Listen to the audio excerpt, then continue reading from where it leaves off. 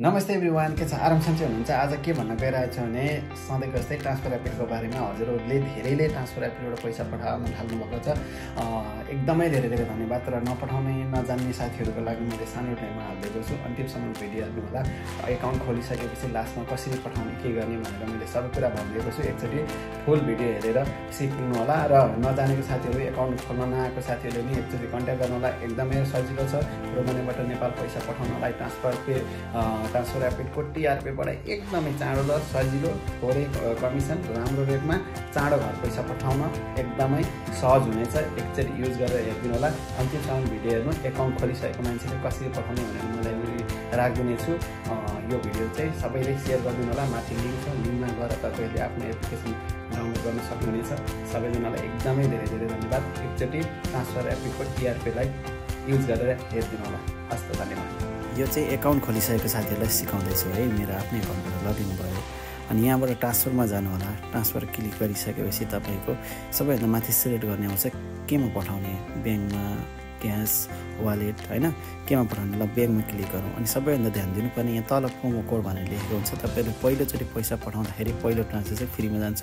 यहाँ चाहिँ तपाईँहरूले सागर लेख्नु होला है। यहाँ सागर लेखिसकेपछि तपाईँहरूको त्यहाँनिर प्रोमो कोड हानिसकेपछि मेरो चाहिँ यो पहिल्यै पठाइसकेको भएर हुँदैन होइन। मैले अब धेरैचोटि पैसा पठाइसकेँ, यसबाट हुँदैन। त्यस पछाडि तपाईँहरूले त्यहाँनिर माथि त्यो यहाँको कति सय पठाउने हो है, कति पैसा पठाउने हो, त्यहाँ एमाउन्ट लेख्ने हो लिको ठाउँमा, यो रोमानियन झन्डाको ठाउँमा। अनि त्यहाँ तपाईँहरूले आफ्नो एमाउन्ट हालिसकेपछि त्यहाँनिर तल प्रोमो कोड हालिसक्नु भएको छैन भने फेरि हाल्दा हुन्छ। अनि यसरी आउँछ। अनि यस पछाडि यो मेरो पहिला पठाएको एकाउन्टहरू हो।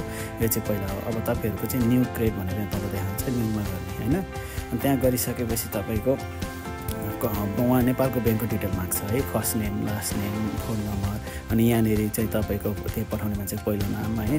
अनि यहाँनिर ब्याङ्कमा पठाउने ब्याङ्कमा, जेमा पठाउनुहुन्छ अब ब्याङ्कमा। अनि त्यस पछाडि ब्याङ्क चोइस गर्ने है, कुन ब्याङ्कमा पठाउनु हुँदैछ। नेपालको ब्याङ्कहरू यसरी यहाँ आउँछ। अनि त्यस पछाडि यहाँ मुनि तपाईँले एकाउन्ट नम्बर हाल्ने। एकाउन्ट नम्बर हालेपछि खुल्छ। त्यहाँनिर माग्छ। म एकचोटि तपाईँहरूलाई मैले पठाएको एउटा गर्छु, किनभने यो चाहिँ पहिल्यै गरेको अटोमेटिकली आउँछ। अनि यहाँनिर चाहिँ अप्सनहरू आउँछ है। तपाईँले के कसलाई पठाउने हो, वाइफलाई, गर्लफ्रेन्डलाई, होइन, कम्पनीलाई, होइन, अब केमा पठाउने हो। त्यहाँनिर एउटा रिजन माग्छ, जे भाने पनि हुन्छ। यसरी क्लिक गर्ने अनि यस्तो इन्टरफेस आउँछ। यहाँनिर चाहिँ एमाउन्ट यति जाने भयो, यति नेपालको पैसा भनेर आउँछ। अनि त्यहाँनिर टिक मार्क गर्ने। अनि त्यहाँबाट भित्र छिरिसकेपछि तपाईँहरूलाई यहाँको आफ्नो ब्याङ्कको डिटेल हाल्नलाई आउँछ है। अनि तपाईँले आफ्नो कार्डको सुरुको सबै नम्बर हाल्ने। अनि त्यहाँबाट तपाईँको त मुनिको कुन महिनाको, अनि कहिले डेट एक्सपायर हुने त्यो कार्ड सबै हालिसकेपछि यहाँ पेमेन्टमा गर्ने।